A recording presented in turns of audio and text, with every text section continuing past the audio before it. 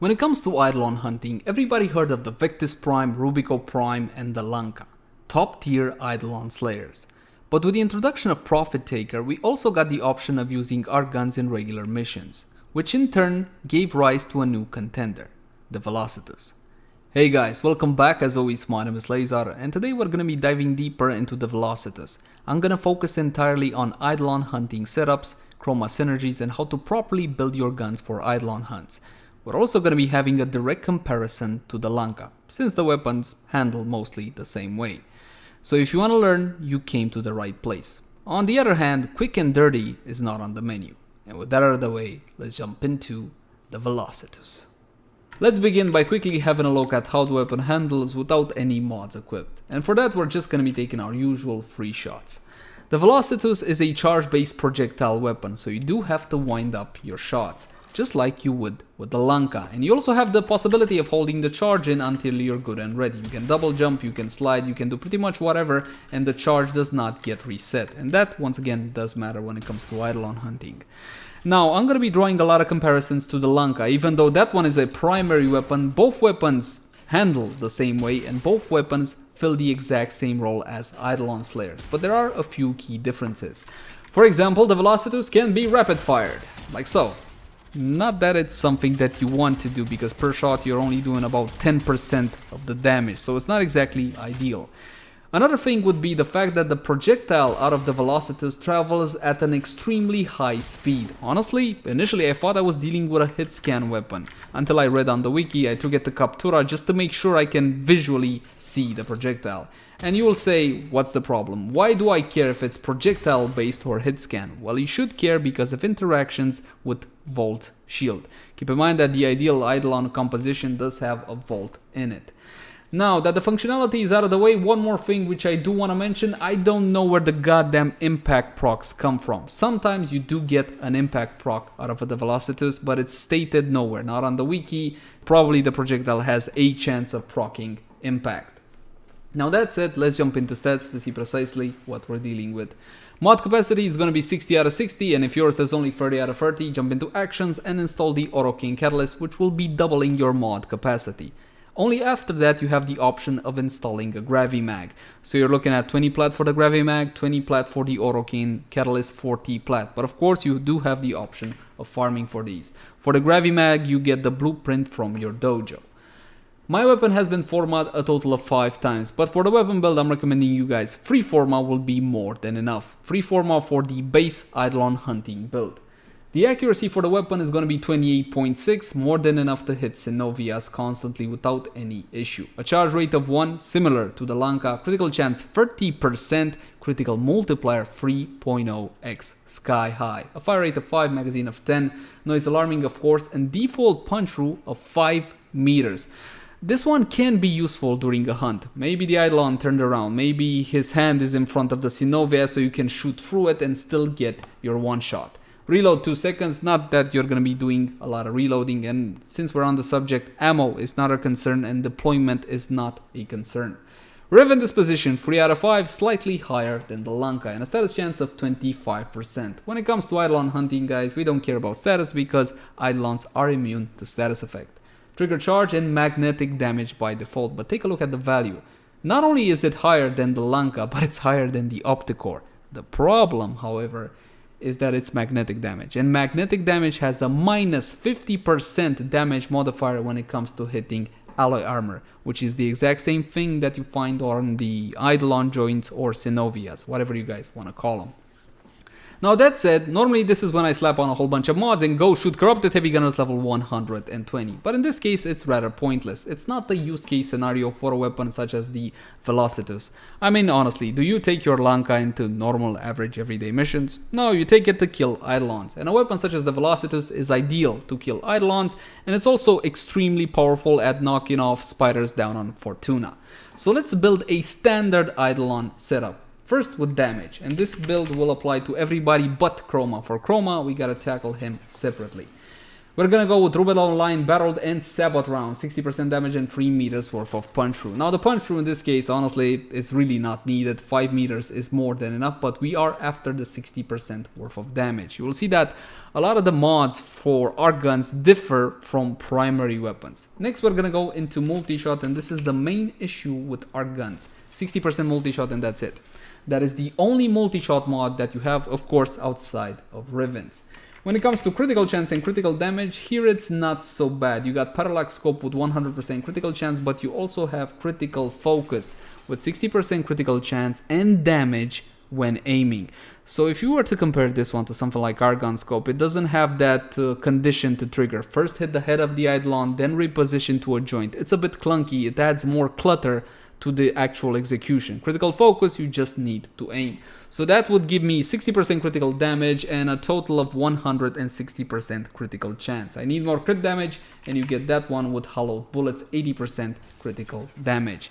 Now I'm fully aware that some of you guys might not have all these mods. Honestly, they're not that expensive, but you can also farm them from Archwing missions. Yeah, I'm not a fan of them either, but there you go.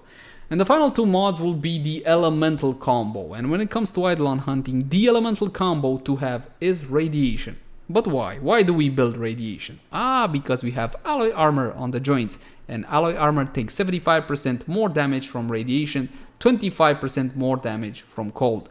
And this is where arc guns make up for a bit of lost ground through the elemental mods, because you don't get 90% elemental damage mods like you get for primary weapons. What you get is 120% elemental mods, which works extremely well, especially once again for Chroma. So we're going to be using electrified barrel and of course combustion rounds. Now we should test this build. We got 12,000 radiation and 5,000 magnetic. Just keep in mind when hitting alloy armor that magnetic damage does get halved. Now I can't exactly spawn an Eidolon here, so we're gonna be spawning in bombards instead because they are equipped with the same alloy armor. And don't worry, I got plenty of Eidolon footage for you guys, just a tad later.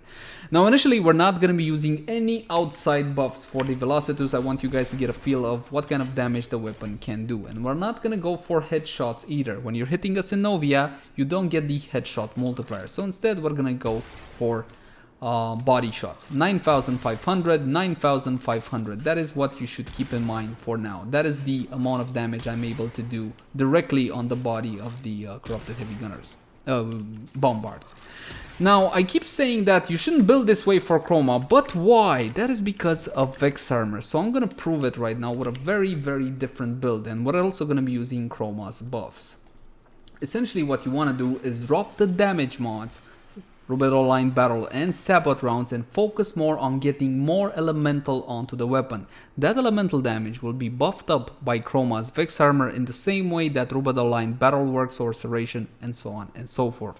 So believe it or not, this build will actually do more damage than this build when it comes to full buffs from Chroma.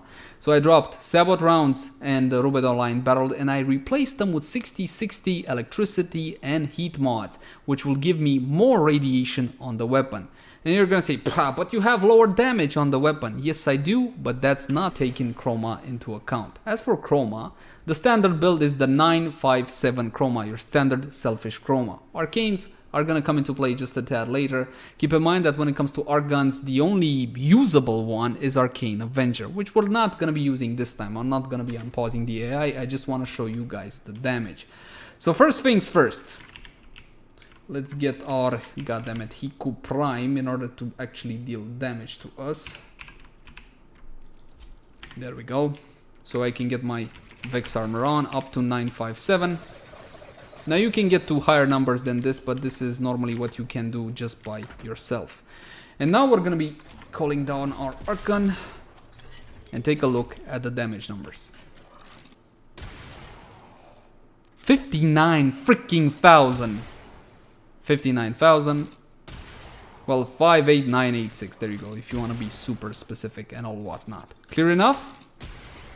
And that was not a crit. There we go. Now, if I was to switch to the earlier build, you will see that it actually deals not a little less damage, a lot less damage. So let's go back to the initial build, the one that is for everybody but Chroma. Eidolon Standard, there you go. And once again, we're going to be using the same buffs as before. And 957. Respawn the targets one more time. Same corrupted bomb bars, level 120. Call down the gun. So we had what, 59,000 before? Something like that. 44,000.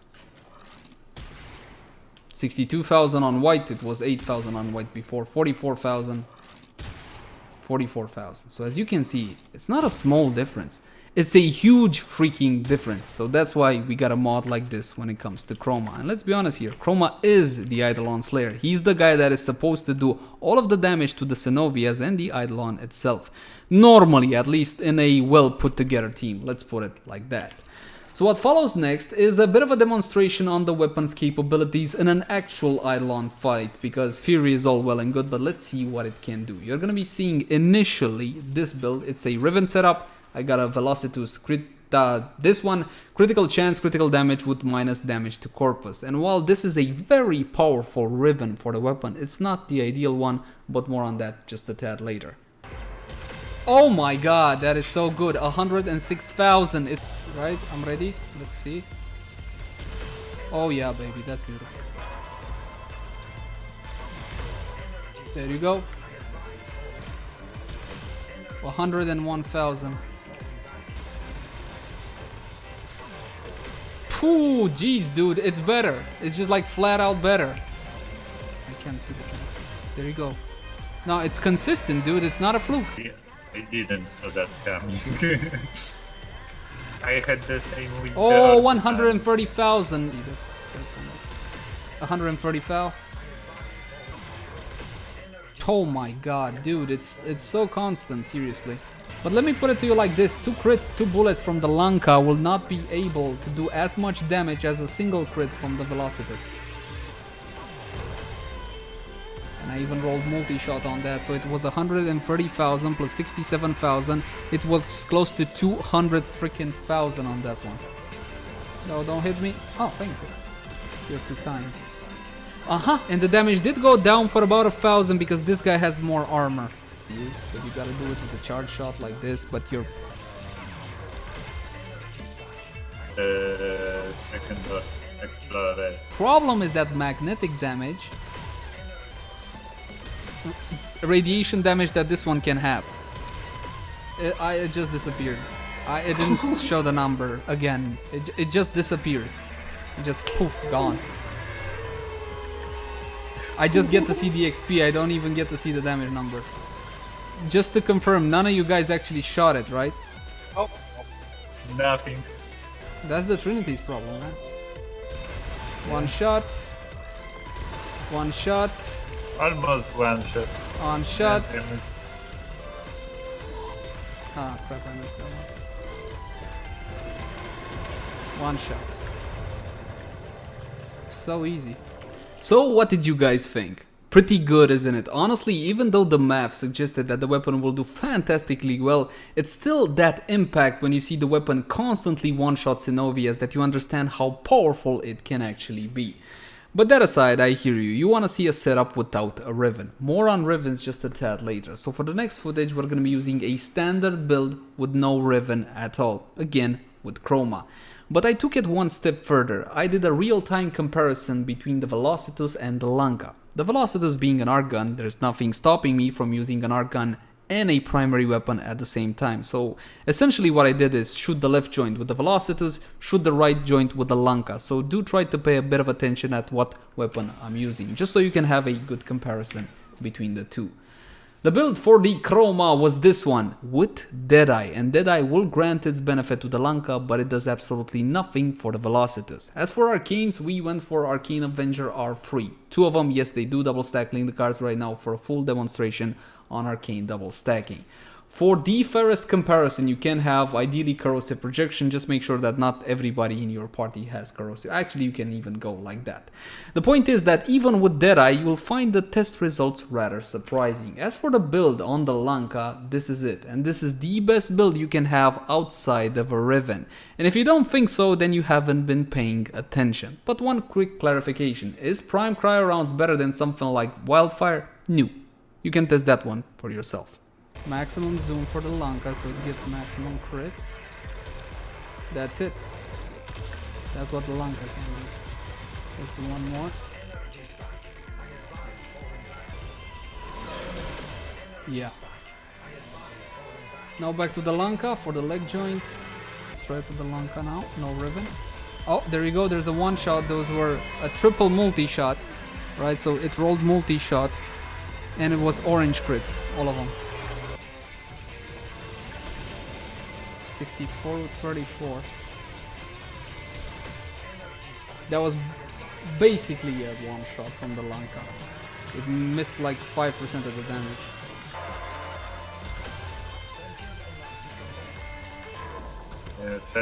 There you go.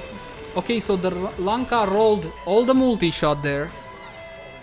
All three bullets, all three possible bullets out of the Lanka. 2 were orange, 1 was yellow, and that was still not good enough for a one-shot on the third Eidolon Synovia. Now Velocitus. Keep in mind, guys, no Rivens, okay? No funny business. Just straight up normal mods on both of the weapons. Let's see how Velocitus. Oh, hold on, I think I missed that one. There you go, one shot. 56,000 times 2. So basically the Velocitus rolled multi-shot, but only into yellow crits. 56,000 times 2, that's gonna be still more than what the Lanka did. Okay, let's see, Lanka shot. That's a triple. That was all the multi-shot that it can roll, but unfortunately on the first shot, it only managed to roll yellow crits. Ah, not a one-shot, take a look at that. Like 90%. Whoa, like sleeper out. Yeah, just a little bit of health, and it did roll multi-shot there. Okay, so this will be the Velocitus. That was multi-shot roll, 1 orange, 1 yellow. It was about 160,000 damage on the right shoulder blade. Now we're gonna switch to the Lanka.